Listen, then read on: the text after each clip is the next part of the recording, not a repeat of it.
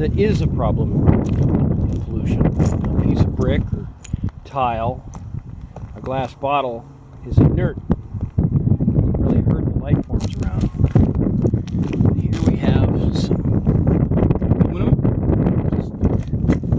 Retards growth in plants. There's a lot of solder to hold everything together to the boards, and that's made with lead, mercury, and things like that. Some copper, it's not too bad.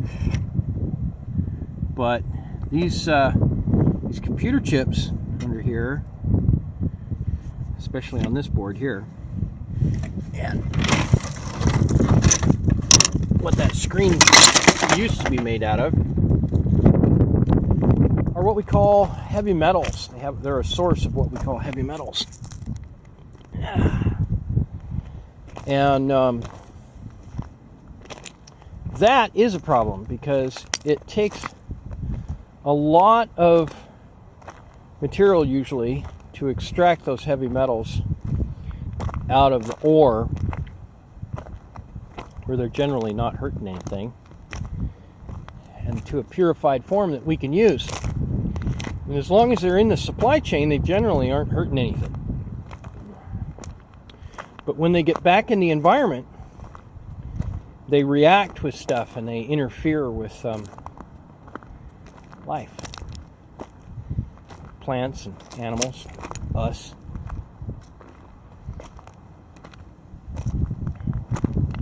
So we should be especially careful about how we dispose of things according to what they are, what they're made of. It's actually pretty silly to throw some things away, like cell phones, because they actually have a fair amount of valuable minerals in them.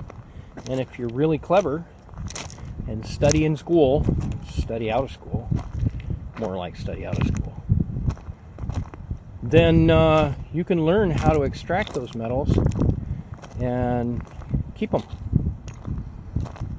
How would you like to have a little bar of gold that you can trade for something someday? Or make some jewelry and give it to somebody. That gold is available in cell phones and other things. Look at this. It's a dark green glass. It's pretty. Now, you might think that that's a problem because it has sharp edges. Lots of stuff has sharp edges. Volcanic glass has sharp edges. But in this gravel bar, you notice that piece of glass didn't have any sharp edges until I broke it. Why is that? Because this gravel bar is a giant temple. Everything in here has had any fragile little sharp edge ground off.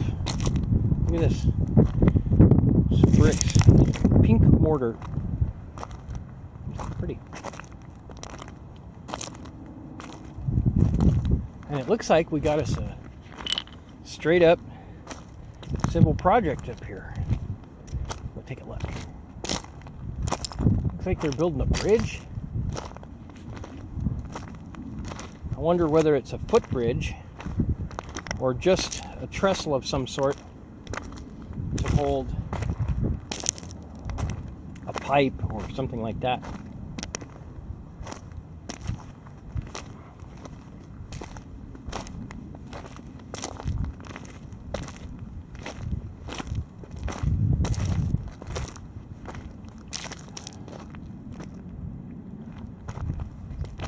It's beautiful out here, it really is. It's probably been beautiful out here for a very long time.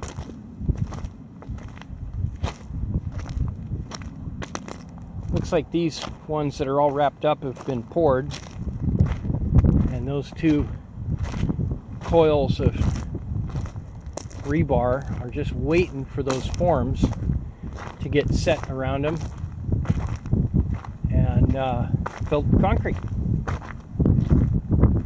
They're tied back with some cables on them big concrete blocks, and they've got themselves a culvert and a road.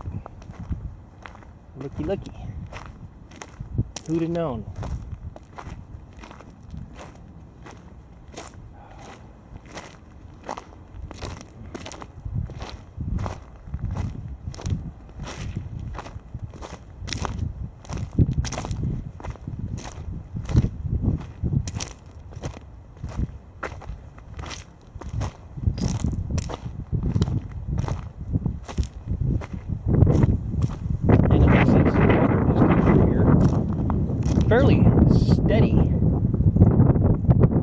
since they put it in, because the leaves are up 2 feet from the bottom.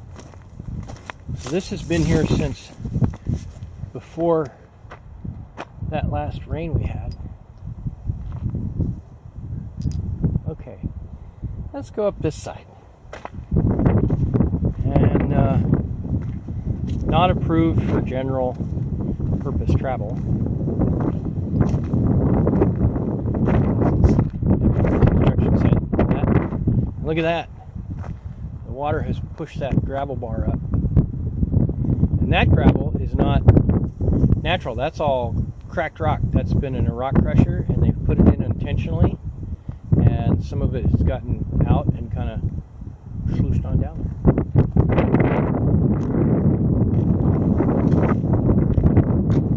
They wrap those up so they stay warm. Concrete generates some heat, and that heat helps drive the process. Look at this. Here's something about construction site discipline. See these nice fresh nails? They get in them tires. I'll flatten the tire. Please. Oh, so we're going to take those. Set them right up there. Guy in his truck, his tractor coming along. And hit one of them nails and bends it right into the tire. That's an expensive tire. That could flatten that kind of tire. And that's a big deal. That's a big heavy crane. Let's go take a look. Oh yeah. Oh yeah. See, he's got, the wheels are up off the ground. He's got those jacks extended. And he's got the discs from some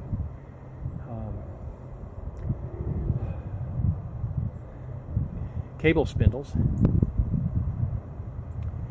and that helps spread out the load so it won't tip over, and they can set things in place. The further you send that boom out, the more leverage it has to pull the crane and the whole crane operator over and kill or injure the driver and operator, and damage all kinds of equipment and put the work back. So, you know, blood and paperwork is not the plan. You want to get the job done and get paid and go home. So pick up the nails on the site and learn how to properly operate heavy equipment if you're going to use it. Generally, it looks like these guys are pretty good at what they do.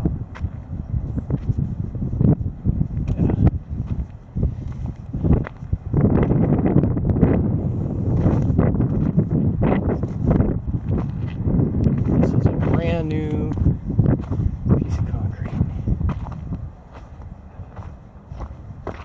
Huh. That's interesting over there. Look at that. Now that tells me they might be planning to put a transformer in here. Power. Oh, look at that. Yeah. You can still smell the concrete. It's really fresh concrete. That's what that concrete looks like when it's fresh.